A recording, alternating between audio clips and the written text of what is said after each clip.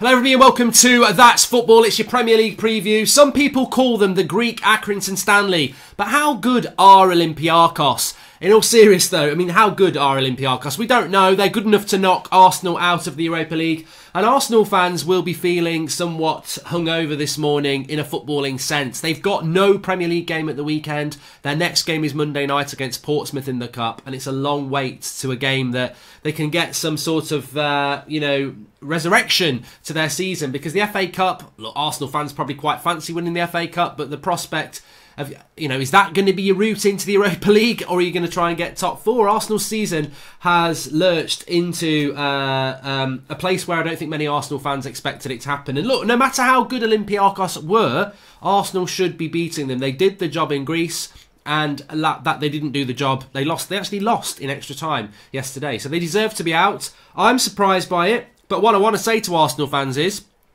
if you can get yourselves back on track, the next few games in the Premier League, you could leapfrog Manchester United, because United have got Everton away, City at home and Spurs away. And we'll look at Arsenal's fixtures in a moment, but their next three games are more winnable potentially than United, although United are looking good at the moment. And let's not forget Chelsea. We'll be doing a watch-along tomorrow, and I'm sort of caught between the two, whether to do Watford at home to Liverpool, because Watford need the points and it could be a slip-up for Liverpool, or Chelsea at Bournemouth, which again is massive for the top four. So, maybe get in the comments and tell me which one you want me to do. But with regards to Arsenal, I was shocked last night. I really, really was. And all jokes aside, I didn't expect them to go out. I actually really thought it would be... Well, I predicted a Manchester United versus Arsenal final a few months ago. I did think English football would be on top of the Europa League. Now, look, United and Arsenal haven't had the season I thought. And Wolves, to me, don't really have the depth. But I tell you what, that tournament's there to be won now, and Arsenal will not be factoring in it. So they will be disappointed. What does it mean for Arsenal and Arteta? Look, there is an improvement under Arteta, but what I said as an outsider looking at it, all jokes aside, that I think the Arsenal fans have gone in on their manager too much. And I think the problem is your playing squad's not good enough. And has your board got the money to, renovate your playing squad? And also Arsenal fans have their favourites. Leno, Aubameyang. Well, Leno last night, that should not have gone for a corner that they ended up scoring from. Aubameyang should have scored. And they are good players, but you need better players. And I'm not saying you need to replace Leno and Aubameyang. Aubameyang might replace himself. He might fancy a move now. But ultimately, that squad is not good enough. And it's the similar situation to Manchester United, where we looked at the squad and it's not good enough. Bruno Fernandes has come in and made a massive amount of difference. Arsenal need some players to come in and make a difference. And, whether Pepe will be good enough or not, I don't want to talk about that. But I don't think Ozil's your solution anymore. And I think some major renovation at that squad, it's going to take time. It's going to take time. But Arsenal's next three fixtures before we move on. In the Premier League, they've got West Ham at home a week on Saturday. So, look, you'd fancy them to win that.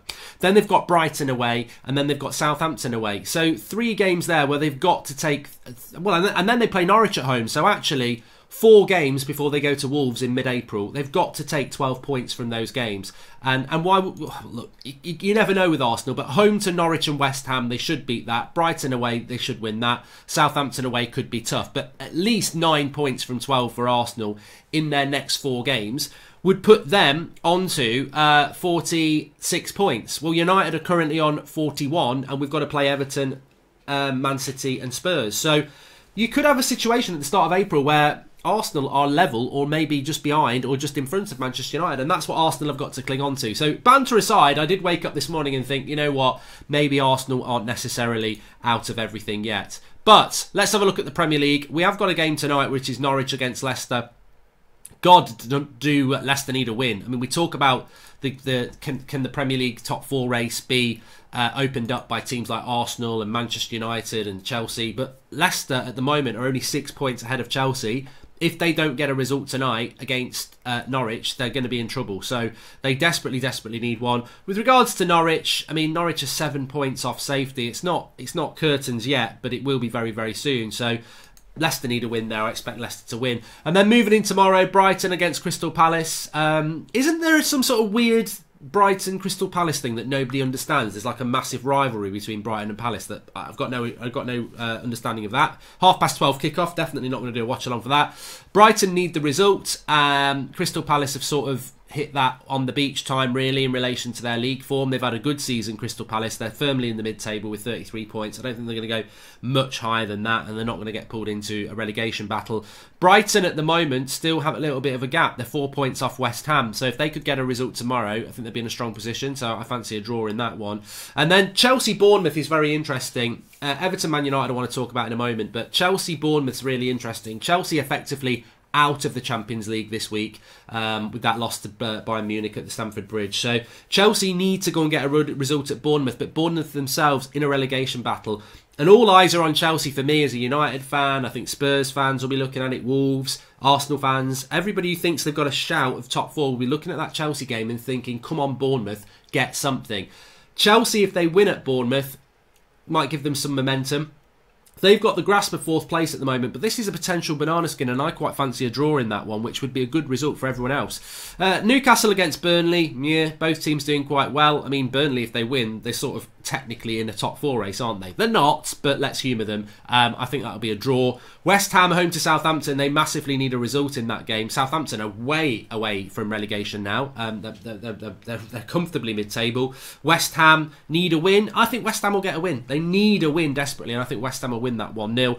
Watford, Liverpool at 5:30. Watford themselves desperately needing a win as well. Currently on 24 points with West Ham, a point behind Villa, 2 points behind Bournemouth, and 4 points behind Brighton. They need a win, Watford, but would you fancy Watford to be the team to break Arsenal's Liverpool's spell? No, not really, but I just think Watford do but desperately need a result, and I'm just going to put it out there. I think Watford are going to win 2-1. I know that's mad, and actually, you know what? Now I've said it, it sounds absolutely stupid because Liverpool have won every single game apart from one, which they drew. But I think Watford are going to get a result against Liverpool, and it's not logical. It isn't logical. I'm an idiot. I accept it, but I think Watford are going to win. So, you know, if I get it right, I get it right. Moving on to Sunday, Everton against Manchester United. This is a big, big game, and Tottenham against Wolves. A real good double-header.